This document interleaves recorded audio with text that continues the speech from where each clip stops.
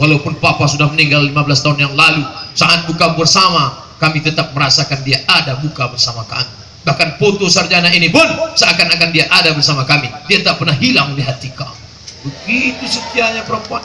Perempuan sudah meninggal pun suami dia seakan-akan ada bersama dia. Beda sama laki-laki. Ada pun bininya macam tak ada.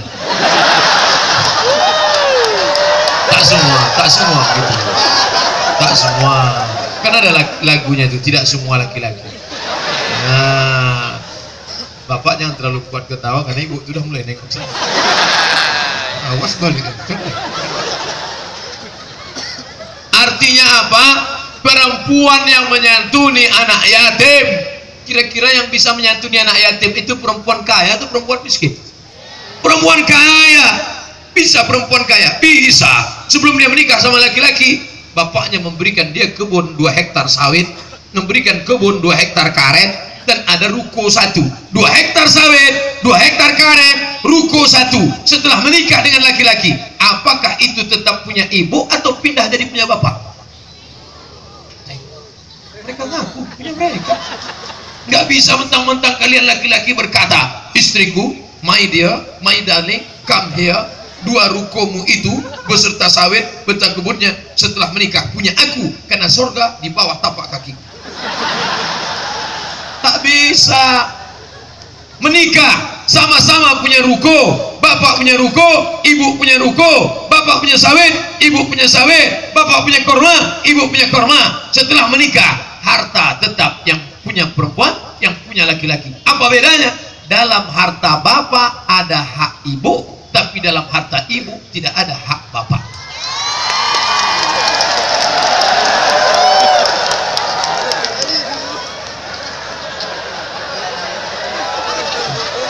Oh, kalau begini Ustadz ini bagus, tak usah kita undang lagi. Kalau gitu tak dapat lagi kita bulan depan nih. Insya Allah, karena ibu tadi sudah bapak rebut hatinya. Bu, kata Ustadz Somad tadi itu punya ibu, jadi aku nggak dapat lagi. Bang, untuk abang apa yang tidak? Nyawa aku berikan. Jangankan sawit, jangan, nyawa aku berikan. Tapi kalau abang macam-macam, artinya apa? Perempuan mapan secara ekonomi, dia bisa membesarkan anak-anaknya, menyekolahkannya sampai apa? Sampai kemanapun dia mau pergi. Kenapa? Karena mapan ekonomi. Harus lengkap ekonomi. Sekarang mie-nya aja yang makan. Mie pagi, mie siang, mie mana? Dia tak tahu dalam mie itu pengawet. Sampai di luar negeri mie kita itu tidak laku, tidak dimakan. Diperiksa oleh dinas kesehatan, ditengok pengawet. Dikasihkan ke buaya. Buaya pun mati. Buaya darat aja tidak mati. Bapak Ibu yang dimuliakan Allah Subhanahu wa taala. Oleh sebab itu, masalah pengajian sudah bersyariah. Ya, ini pengajian bersyariah. Betul. Dari mana Ustaz tahu ini pengajian bersyariah? Laki-laki tak boleh bersatu dengan perempuan. Laki-laki semua, perempuan semua. Dan ada kursi di tengah. Masalah akhlak Aceh tak usah diajari. Siapa yang berceramah ke Aceh sama dengan menggarami air laut, mengajar itik berenang. Ini negerinya para ulama. Ini negeri para ulama. Abdul Somad berani di Al-Azhar cuman sampai LC. Lagi cemas. Habis LC lagi cemas, pulang langsung. Tapi kawan-kawan saya, adik-adik kelas saya, habis LC lanjut mereka MA. Habis MA lanjut mereka doktor. Dari Langsa, Ustadz Awaluz Zikri, asli anak Aceh, putra daerah Nanggu Aceh Darussalam. Doktor Awaluz Zikri, 4 mazhab di kepala, Hanafi, Maliki, Syafi'i, Hambali. Abdul Somad Syafi'i aja error, baru mazhab Syafi'i udah buku kunang-kunang. Ditulisnya buku soal jawab konsultasi fikih, punya website di internet, cari Ustadz Awaluz Zikri, enter, dapat konsultasi syariah. Menulisnya rajin, dikirimnya buku ke Riau. Saya dapat bukunya kemarin, langsung saya update status. Aku baru mendapatkan buku. Doang komen jamaah, kasih dong Pak Ustadz. Mental mau minta aja. Tapi yang dimuliakan Allah Subhanahu wa taala, bukan tanggung-tanggung. Bidangnya apa? Perbandingan. Tapi jangan lupa, fikih sudah selesai, masalah otak dirusak. Liberal, sekuler, Syiah, aliran sesat, Khawarij, Murji'ah, Mu'tazilah, datang yang merusak kepala. Qadariyah, Jabariyah. Ini harus diselesaikan anak-anak filsafat. Tapi filsafatnya bukan Socrates, Demokritus, Aristoteles, Thales, tapi filsafat Islam. Maka belajar di Al-Azhar. Adik kelas saya, Ustadz Amri, S1, S2, S3 dari Al-Azhar, Doktor Al-Azhar, hadir bersama kita di majelis ini. Saya tidak mau menyuruh beliau tegak ke atas berdiri, karena nanti kalau beliau tegak berdiri, banyak perempuan yang kecewa, karena dia sudah menikah. Tapi tentu tak tertutup kemungkinan untuk yang berikutnya. Cari aja lah sendiri, mereka ada di sini. Artinya apa? Anak-anak Aceh kalau kuliah ke Al-Azhar, S1, S2, S3. Abdul Somad begitu selesai S1 langsung ciut, cabut, pergi ke Malaysia. Tak pula selesai di Malaysia, pergi pula ke Maroko. Habis Maroko MA balik, ceramah, diusir orang, diusir viral. Apa yang dimuliakan Allah Subhanahu wa taala. Oleh sebab itu maka ini mesti kita lanjutkan. Negeri para ulama harus dibangkitkan. Tapi kalau sampai makan haram, saya yakin Ustadz Awalul Zikri, Ustadz Amri doktor tidak mungkin bisa belajar di Al-Azhar sampai doktor kalau tidak otaknya bersih. Otak bersih karena makan halal. Karena kalau makan haram, disuapkanlah duit riba dikirim. Andai bank konvensional dari Aceh dikirim duit ke Kairo, duitnya haram, dibelikan ke nasi, nasi disuap masuk ke mulut. Allahumma barik lana fima razaqtana wa qina azabannar. Yummy.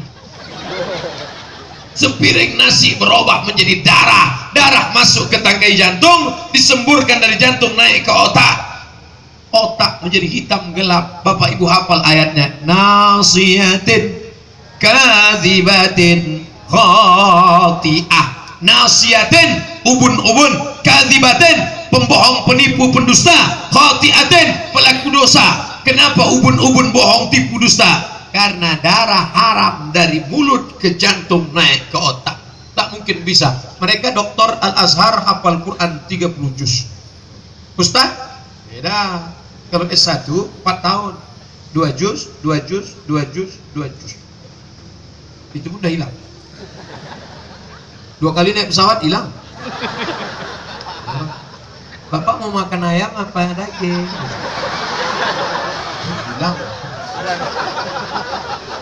Makanya nanti kalau bapak ibu nampak saya naik pesawat pakai kacamata hitam, itu artinya saya mau menjaga hafalan sedikit. Tinggal juz amma lagi. Itu pun kadang-kadang wala ana abidum mahabatum pun berbalik-balik. Wala ana mahabatum wala antum wala tak dapat simpang lakum dinukum waliyadin. Saking kan errornya otak.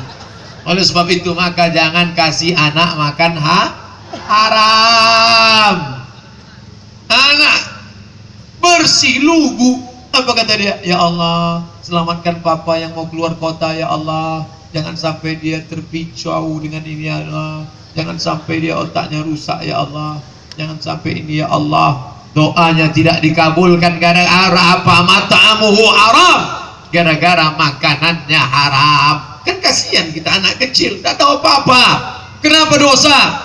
Dia tidak tahu dosa, tapi kenapa doanya terkendala, terhalang? Mata'amuhu haram, makanannya haram. Oh, kalau gitu tak usah dikasih makan haram, teh botol aja. Masrabuhu haram, minumannya haram. Oh, kalau gitu nggak usah dikasih minum, belikan aja celana. Malbasuhu haram, pakaiannya haram. Oh, kalau gitu tak usah kasih pakaian, suapkan aja. Lebih parah, haram. Jadi duit haram ini kemana Pak Ustadz? Serahkan ke panti jompo, rumah yatim, masalih ammah, kepentingan halayak masyarakat umum. Tapi ini kerjasama yang luar biasa. Merubah bank syariah, merubah bank konvensional menjadi bank syariah itu tidak bisa kerja sendiri. Mesti ada gubernur yang peduli. Mudah-mudahan dipanjangkan umur, diberikan kesehatan badan, dan yang bagi yang sudah berjasa bank syariah ini meninggal dunia, dilapangkan Allah kuburnya, diberikan kebaikan, rahmat, ampunan insyaallah. Mesti ada orang yang ekonom, yang mengerti tentang masalah ekonomi, mesti ada orang yang punya kekuasaan, mesti ada orang yang berjuang. Dan ternyata yang terus menceritakan ini di koran, di majalah, di internet, tidak lain adalah wartawan Aceh Peduli Syariat Islam. Allahu Akbar. Wartawan. Selama ini orang apa kata dia wartawan? Apa tuh wartawan? Menceritakan aib orang saja. Wartawan yang mana itu? Wartawan infotainment itu. Mencari bini orang aja gitu ya. Mencari anak gadis orang aja. Bertanya yang tidak-tidak, yang macam-macam. Tapi wartawan dengan penanya dia tidak ceramah. Wartawan tak ceramah. Pernah tak? Berikut ini mari kita dengarkan tausiah yang akan disampaikan oleh wartawan. Wartawan tidak ceramah, tapi dia menulis Nagro Aceh Darussalam, Serambi Mekah perlu perdana pertama merubah konvensional menjadi syariah. Terus mereka tulis, terus mereka perjuangkan. Akhirnya wartawan bisa mempengaruhi umat. Betul. Dulu ada lagunya tuh, lagu Nasidaria. Lupa pula saya. Ada lagunya itu. Wartawan menguasai dunia. Makanya Israel, Yahudi, apa yang mereka lakukan pertama kali? Memegang kantor berita dunia. Karena orang pasti melihat TV, karena orang pasti membaca koran. Berita diolahnya duluan. Apa beritanya? Kantor berita Reuters. Reuters punya Yahudi. Maka anak-anak bapak ibu yang ingin jadi wartawan, jangan lagi dihalang. Apa cita-citamu? Aku ingin jadi wartawan. Lanjutkan nak. Nanti kau akan berjuang, memperjuangkan. Cerita-cerita ini akan mereka ceritakan ke semesta alam. Kira-kira Ustaz Abdul Somad dikenal orang gara-gara apa? Peran sedikit banyaknya adalah oleh wartawan-wartawan yang menulis, termasuk yang tadi bapak ibu tonton. Oke, ada gambar. Wartawan-wartawan kita. Mudah-mudahan wartawan kita disehatkan Allah SWT badannya. Istiqomah mereka memberitakan yang baik-baik insya Allah. Termasuklah berita malam ini. Wartawan kalau mau membunuh karakter orang mudah saja. Dibuatnya besok berita. Abdul Somad datang, hujan lebat pun tiba. Bisa. Kalau dia jahat. Tapi karena wartawan tadi baik, Abdul Somad datang, rahmat berkah pun turun. Bisa. Apa kata wartawan? Makanya banyak orang-orang takut didekatinya wartawan. Dikasihnya duit wartawan. Tapi wartawan ini orang istiqomah tak mau dia. Ini 500.000. Tidak. 5 juta? Oke. Bapak Ibu yang dimuliakan Allah Subhanahu wa taala. Jadi intinya apapun cita-cita anak Bapak Ibu, jangan halangi dia. Kau mau jadi apa? Aku mau jadi ekonom. Bagus, nanti kau mengembangkan ekonomi syariah. Kau mau jadi apa? Aku mau jadi gubernur. Bagus, dengan itu kau bisa berjuang di jalan Allah. Kau mau jadi apa? Aku mau jadi wartawan. Lanjutkan, dengan itu kau bisa menulis di pers. Kau mau jadi apa? Tapi anak-anak, cobalah Bapak Ibu tanya anak-anak, kau mau jadi apa? Dokter. Iya kan? Kau mau jadi apa? Dokter. Belum pernah saya jumpa anak-anak, kau mau jadi apa? Ustadz. Sekarang lah, setelah beberapa ustadz yang viral nih, baru dia mau. Jadi keponakan saya ini tidak pakai jilbab. Sekolahnya umum, jurusan bahasa Inggris. Ketika saya pulang dari Mesir, berjilbab, pakaiannya panjang, sopan. Saya pun bersyukur pada Allah SWT. Lalu apa kata dia? Saya sudah dapat jalan yang benar. Gara-gara ini, dalam hati saya pasti gara-gara dengar ceramah saya. Alhamdulillah saya sudah dapat hidayah, saya sudah berjilbab panjang, saya tak lagi pacaran, saya sudah sholat berjamaah, saya sudah takarrub kepada Allah. Lama-lama saya tanya, karena saya penasaran, kamu dengar ceramah siapa? Saya enggak dengar ceramah, kata dia. Berarti bukan saya nih. Terus mana?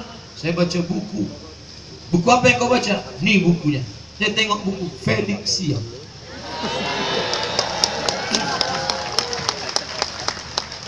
Rupanya dari hidayah itu, Masya Allah, buku yang ditulis dengan rasa akan sampai ke hati, mengetuk rasa orang. Kalau sudah hati orang kau ketuk, sentuhlah dia tepat di hatinya, dia akan jadi milikmu untuk selamanya. Kalau sudah hati orang kau genggam, maka apapun dia berikan. Kau tuh suruh dia pakai jilbab, bisa. Jadi kalau ada bapak-bapak bininya belum berjilbab, itu bapak belum menyentuh hati. Apanya Bapak maksud? Tak tahu saya, anak 5. Satu pula hatinya. Pulang dari sini belikan sate. Adinda, aku ingin menyentuh hatimu. Hati nantilah bang, yang jelas mulut dulu kan. Oleh sebab itu maka ini dia menulis ceramah apapun. Ceramah lewat telinga hidayah, menulis lewat mata, bisa lewat telinga, bisa lewat mata, tapi ada yang lebih hebat lagi, lewat ekonomi. Siapa yang menjual akidahnya karena baju bekas? Siapa yang menjual imannya hanya karena mie instan? Siapa yang menjual? Orang-orang fakir, lemah, miskin. Insya Allah kita sudah selamat pilkada. Bupati, gubernur, wali kota sudah selamat. Tapi 5 lagi belum tentu selamat. DPR kota, DPR kabupaten, DPR provinsi, DPR pusat, DPD, presiden, wakil presiden. Ini genting 17 April 2019 ini akan dipilih, maka kita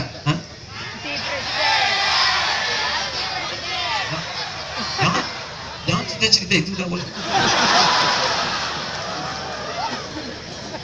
Saya ulang balik.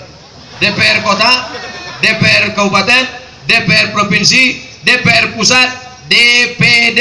Maka kita mesti jeli, selektif, tengok baik-baik, gunakan telinga, dengar siapa orang ini, gunakan mata. Kalau kami tanya Ustadz Somad, tak boleh, langsung umum, bebas, rahasia. Makanya kalau saya ditanya, Ustadz siapa yang mau kami pilih, tak boleh. Bisa kita 4 mata Pak Ustadz, 3 pun bisa. Saya kasih nanti jawabannya. Tapi kalau di depan orang banyak tak boleh, karena saya sedang diawasi oleh Bawaslu dan Panwaslu. Abdul Somad kalau macam-macam.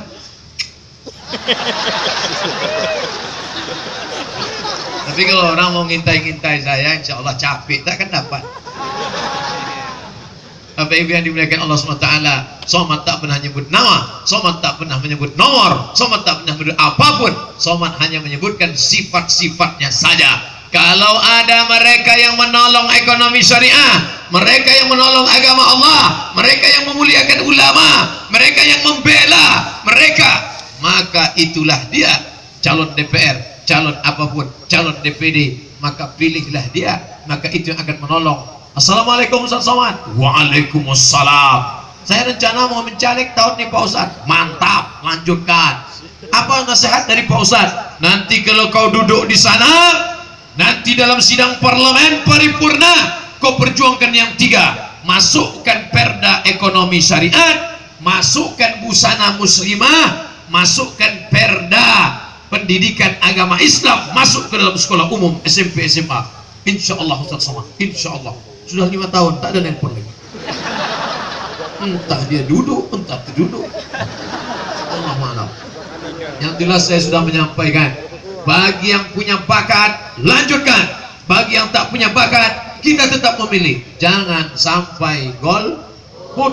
Pilih, gunakan hakmu, tunjuk dia. Karena kalau tidak, maka saya tak mau pilih. Saya tidak mau Pak Ustaz. Engkau yang baik, yang sholat, yang pengajian tidak mau. Tidak mau Pak Ustaz. Sementara yang minum khamar memilih, yang LGBT memilih, yang homo memilih, yang pecandu narkoba memilih. Jangan heran nanti kalau naik DPR pemabuk karena yang milih sakau. Betul? Orang sakau, orang mabuk, orang teler, orang ngelem pasti akan memilih pecandu narkoba. Pasti akan memilih itu, pasti tak dapat terelakkan. Dan orang sholat pasti akan memilih orang yang sholat. Betul? Jangan pilih calon yang tidak ikut sholat subuh berjamaah. Allahu Akbar. Kabarnya sholat subuh berjamaah di Aceh ini ramai luar biasa. Dan saya percaya. Saya dengar cerita, tapi saya percaya. Kenapa? Jangankan sholat subuh di masjid, di tanah lapang kena hujan aja tak bergerak. Kenapa? Karena kalau bergerak pun tak bisa keluar motor.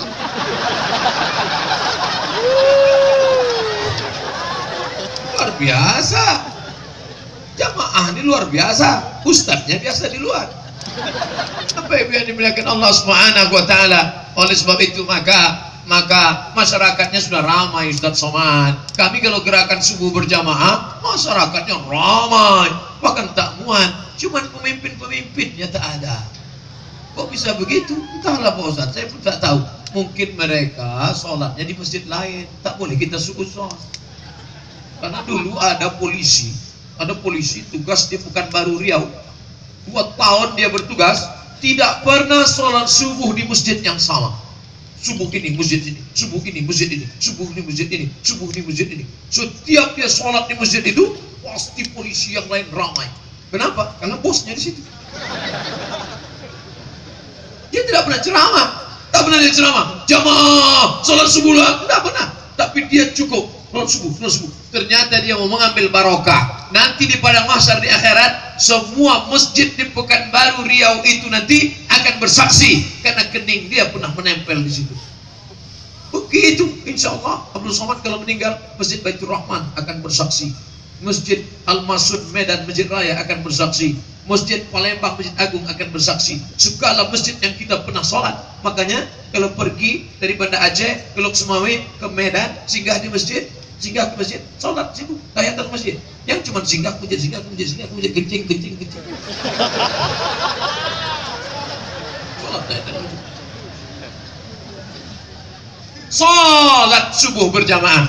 Nah, kajiannya baru diisi yang bergizi, berkualitas. Adapun kajian kita pada subuh ini adalah bahaya makan riba.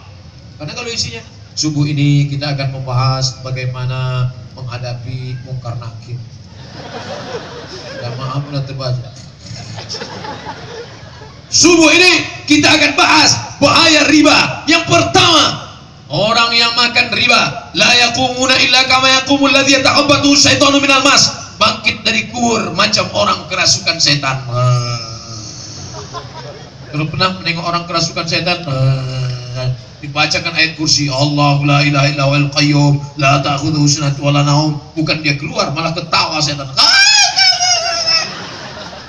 Masa setan musir setan? Awalnya. Jadi Pak Ustadz, kalau ada orang kerasukan setan itu sebenarnya yang masuk itu siapa? Setan. Apa setan? Beda setan sama jin. Makhluk itu tidak banyak. Alladzi waswisu fi sudurin nas minal jin. Nas. Ini nas semua. Betul kan? Ada jin sini. Ini nas semua. Satu lagi namanya jin. Jin itu dibagi 2. Ada jin Islam, ada jin kafir. Jangan bilang kafir, nanti tersinggung. Jin non muslim. Nah, jin kafir ini induknya namanya iblis. JM-nya lah. Induk jin kafir itu namanya iblis. Anak-anak buahnya ini namanya syaiton. Nanti kalau kenalan nama kau siapa? Ton. Syaiton. Nah, setan ini itulah anak buah daripada iblis tadi. Jadi salah satu setan ini ada namanya jin qarin. Qarin bersama. Waktu saya lahir dulu ada jin yang bersama sama saya. Saya makan dia ikut, saya tidur dia ikut, saya pergi dia ikut, saya ke kamar mandi dia ikut. Pas saya mau ke kamar mandi dia mau ikut. Suka dia ngintip. Jadi salah satu ciri jin kafir ini suka ngintip. Maka bagaimana cara supaya matanya tertutup? Sebelum masuk saya baca doa, Allahumma inni a'udzubika minal khubuthi wal khaba'ith. Begitu kita baca itu, tertutup mata dia, terhijab, tak nampaknya lagi. Sebelum makan saya baca doa, Bismika Allahumma ahya. Saya sudah ceramah 75 menit. Biasanya daya tangkap orang cuma 60. Biasa kalau udah 75 itu terserah Ustaz mau doa apa. Ternyata jamaah masih konsen lagi. Masih konsen bahwa kalau mau makan Allah mabarik lana. Jin tadi udah mau ikut makan. Begitu kita baca doa, dia tak bisa ikut. Pas mau tidur, dia mau ikut. Ketika kita baca Bismika Allahumma ahya, akhirnya jin qarin yang ikut sama kita itu tak tahan. Mau ikut juga dia berhubungan kelamin, orang baca doa tak jadi. Pokoknya banyak orang anaknya macam setan. Kenapa? Setan ikut kontribusi. Ikut dia. Oleh sebab itu maka setan. Jadi ada jin qarin ikut kemana kita, itu jin qarin. Tapi ada jin yang tak jelas kerjanya, di bawah pokok kayu, di warung kopi, itu namanya jin nonjok. Tak jelas. Nah, kalau masuk jin ini ke orang dan orang itu kerasukan setan, nanti di akhirat bangun kita. Itulah ayat yang dibaca qari tadi dengan suara masya Allah tabarakallah la haula wala quwata illa billah. Maka jin kama yatakhabbatuhu syaitanu minal mas, bangkit dari kubur macam orang kerasukan setan. Nanti Bapak Ibu kalau bangkit dari kubur menengok ada orang macam kerasukan setan, yang makan riba pasti nabungnya tidak di Bank Aceh kan. Jadi cara selamatnya beralihlah ke Bank Aceh. Alhamdulillah setelah Ustaz Somad ceramah kemarin bertambah Pak Ustaz customer kita. Alhamdulillah. Tapi kalau tak ada perubahan sama sekali, mubazir tabligh akbar malam ini, dan orang mubazir saudara setan. Orang mubazir saudara setan. Innal mubazirin, orang mubazir kanu ikhwanas syayatin, mereka saudara setan. Dan setan kalau udah nengok saudaranya, dia manggil, hai bro. Anak SMP diganggu jin, anak SMA diganggu jin, anak kuliah diganggu jin. Kenapa? Karena celana jin itu dipakai. Jin, kenapa kau ganggu? Karena dia makan riba, maka kami berkawan dengan dia. Jin, kenapa kau ganggu? Celana kami dipakai. Kita pun kadang menengok orang pakai celana jin, kita pun macam kerasukan jin. Berapa banyak atu-atu masuk padat gara-gara nengok.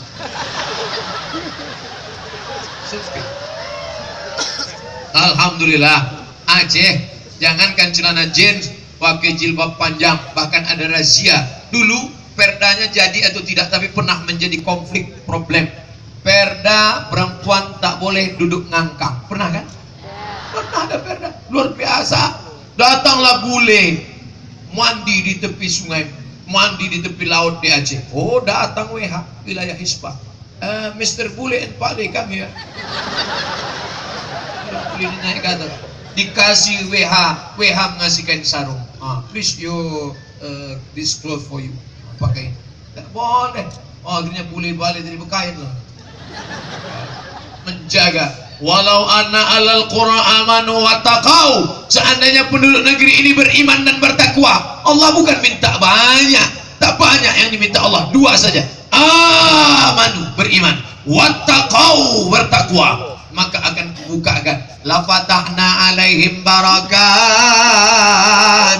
aku bukakan barakah minas sama, dari langit, wal ard, dari bumi. Walakin kadzabu, tapi kalau mereka mendustakan ayat-ayat kami, akhadnahum, kami cabut nikmat itu.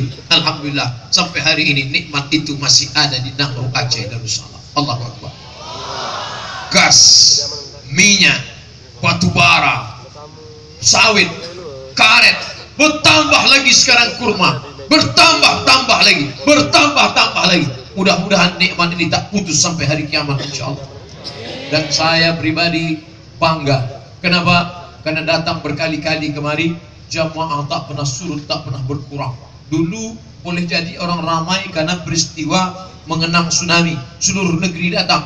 Dulu boleh jadi ramai, 3 kali datang, 3 momen tak terlupakan. Momen pertama karena tsunami, ramai. Momen kedua, pesawat terlambat. Banyak yang menduga orang dah pada pulang nih Pak Ustadz, jam 2 malam ceramah, tetap ramai. Momen ketiga, cepat datang, hujan lebat, tetap juga bertahan.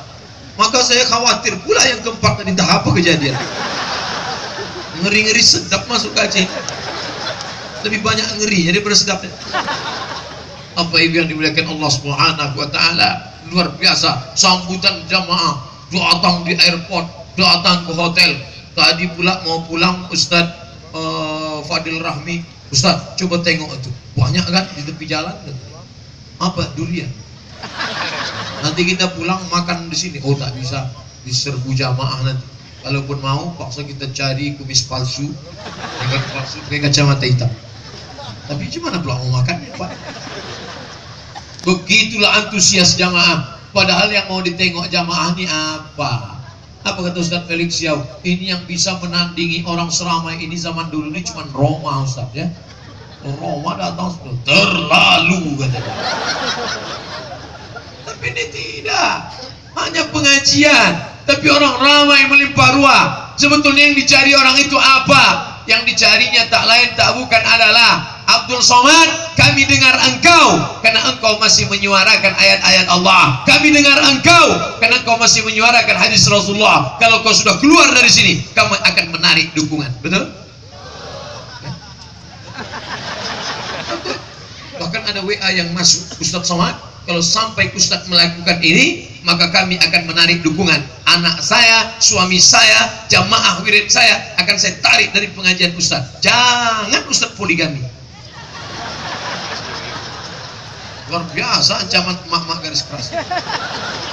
Tapi biar dimuliakan Allah Subhanahu wa taala, ekonomi umat harus tetap bangkit. Maka ke depan kalau sudah bangkit ekonomi, orang tenang sholat beribadah, jamaah haji dan umrah. Mudah-mudahan Allah membukakan pintu rezeki kita sehingga kita bisa ke Baitullah melaksanakan haji dan umrah.